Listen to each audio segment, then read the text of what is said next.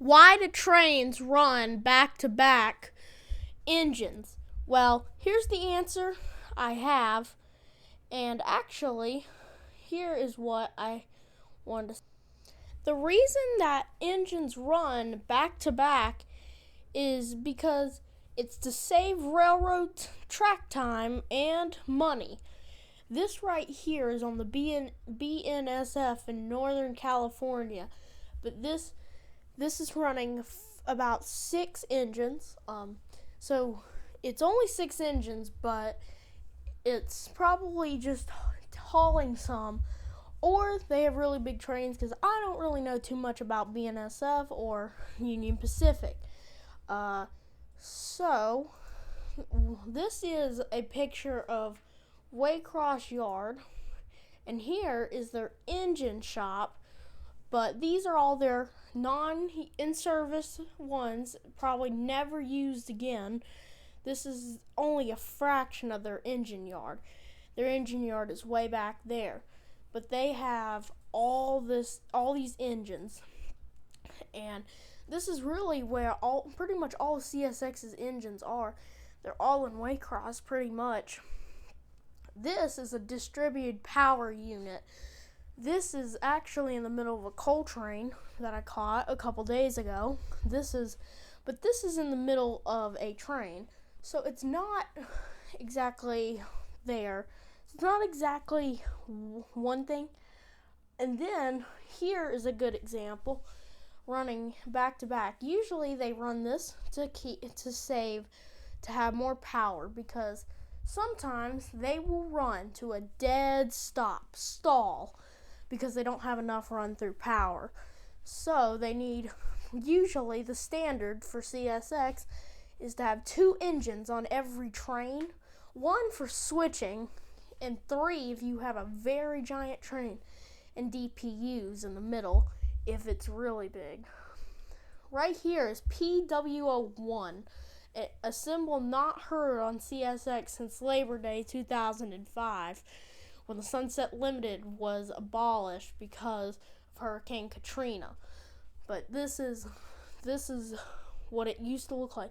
Now it hauls CSX executives. So it has E. Hunter Harrison and other people. But this probably just runs back to back because it looks cool. But they also do it for more power. This is just for executives. And it actually went up to Kingsport, Tennessee, which is where the Santa train comes through on the St. Mary's Railroad every Christmas to give all these gifts out. I know a lot about this because I actually go to Tennessee a lot. But this is on the St. Mary's Railroad in Kingsport, Virginia. This line, I'm not too familiar with it, but I know it runs all the way, I think all the way from Kentucky up in somewhere. It runs down, I think, into North Carolina, but it runs far, and it still has searchlights on it, some of it. But this is the Santa train. It comes every Christmas. And passenger trains, it's the same for.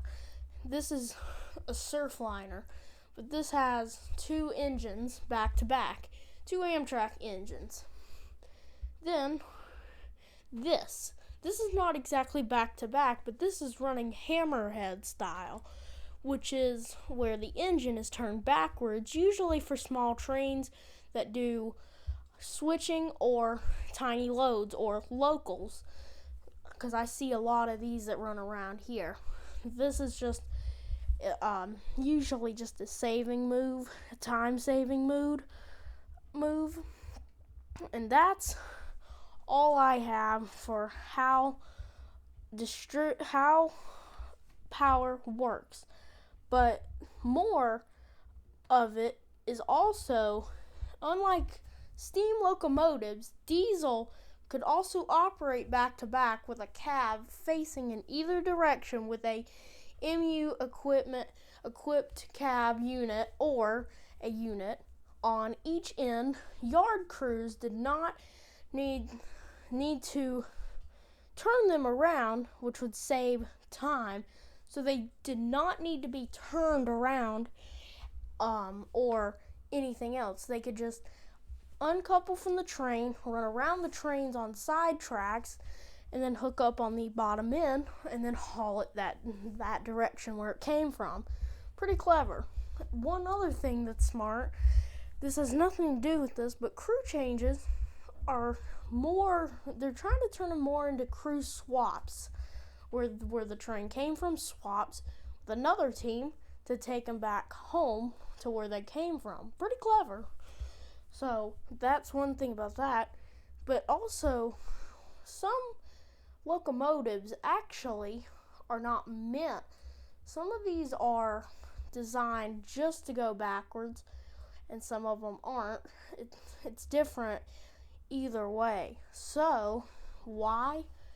Well, it's really all it is just a cost saving move, network fluidity, and all this other stuff that CSX does with PTC, PTC, procedural scheduled railroading, and new railroading, and because everything like the Tropicana juice train's been abolished, they put it on a new train, and there's a lot more nowadays. I don't want to get in all to it here, but that's my simplest reason on how CSX does this.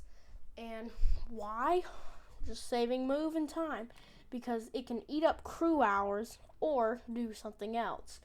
But that's the simplest answer I have about why engine locomotives, not just on CSX, but on BNSF, run back to back. That's what I have.